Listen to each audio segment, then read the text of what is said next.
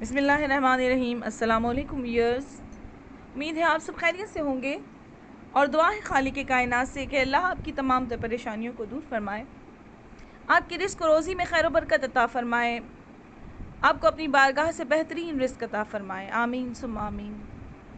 میری آج کی ویڈیو آپ کے خوابوں کے متعلق ہے، اور خواب کتنی قسم کے ہوتے ہیں، اسلام میں خواب کی کیا اہمیت ہے، اور قرآن میں اللہ نے کس طرح خوابوں کا ذکر کیا ہے۔ اس سے پہلے کہ میں ویڈیو شروع کروں، میرے چینل کو سبسکرائب کر دیں اور بیل آئیکن کا بٹن دبا دیں تاکہ آنے والی تمام ویڈیو آپ تک پہنچ سکے۔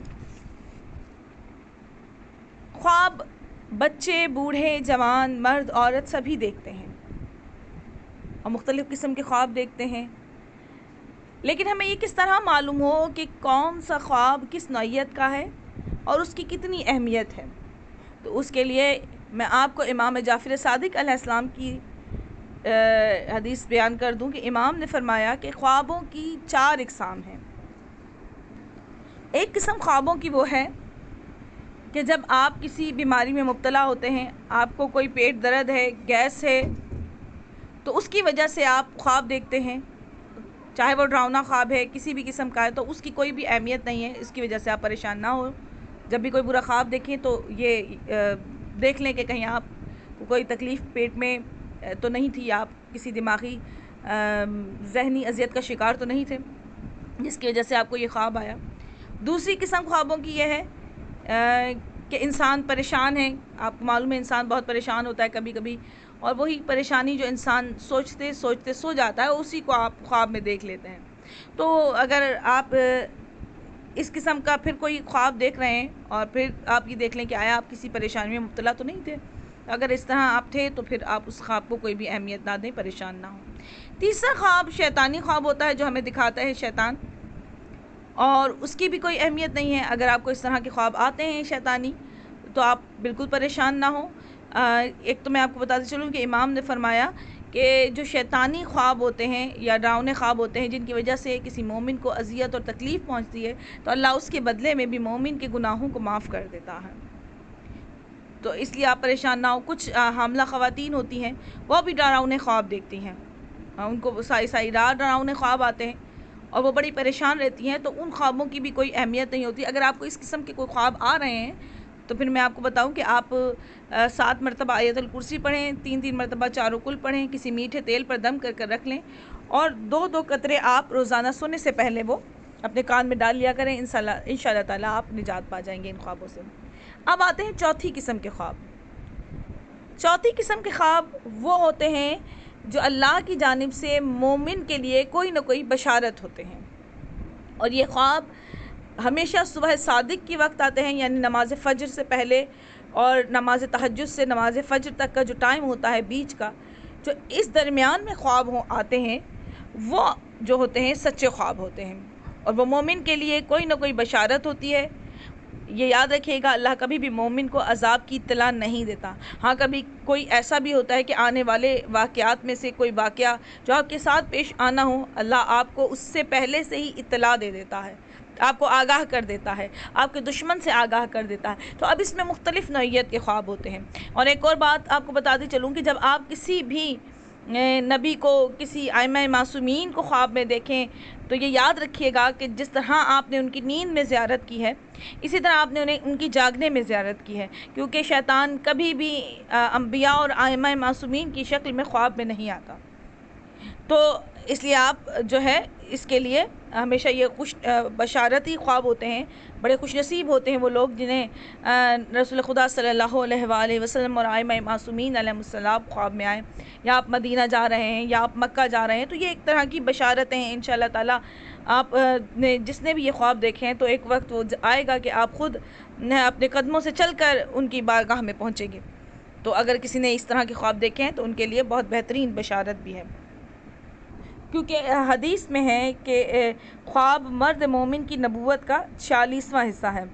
اللہ تعالیٰ اپنے نیک بندوں کو اسرار غیبی سے آگاہ فرماتا ہے خوابوں کے ذریعے سے۔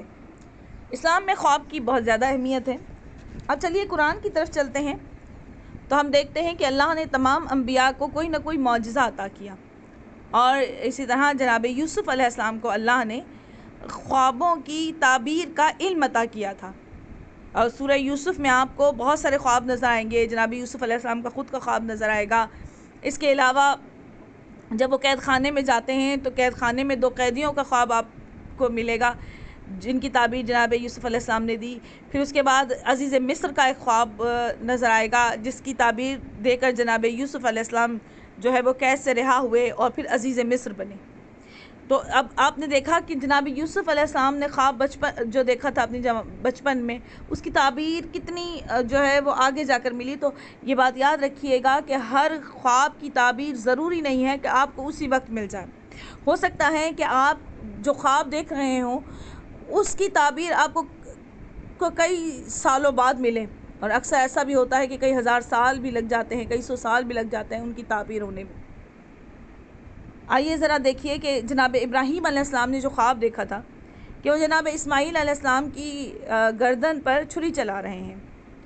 تو جناب ابراہیم علیہ السلام چونکہ نبی تھے اور ظاہر سی بات ہے یہ اللہ کی جانب سے ان پر وحی تھی، تو انہوں نے اپنے اس وحی کو، حکم الہی کو پورا کیا اور جناب اسماعیل علیہ السلام کو لے کر گئے اور قربانی دی ان کی.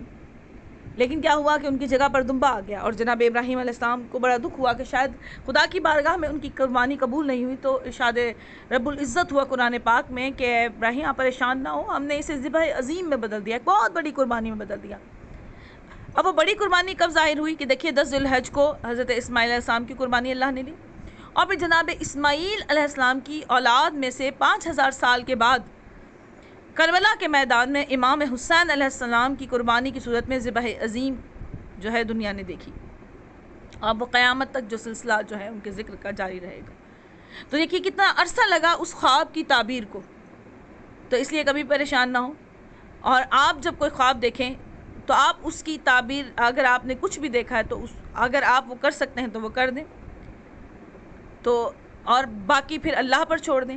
اچھا، اب اگر آپ کوئی ڈراؤنے خواب دیکھتے ہیں، کوئی پریشان خواب دیکھتے ہیں، کوئی بھی تکلیف دہ خواب دیکھتے ہیں، تو اول تو سب سے پہلی کوشش کیجئے کہ بھئی کسی بھی نادان کو خواب مت سنائیں، کیونکہ اس کے منہ سے جو بھی تعبیر آپ کے لیے نکلے گی وہی کچھ ہو جائے گا. ایک رات میں خواب نہ سنائیں، دن میں سنائیں.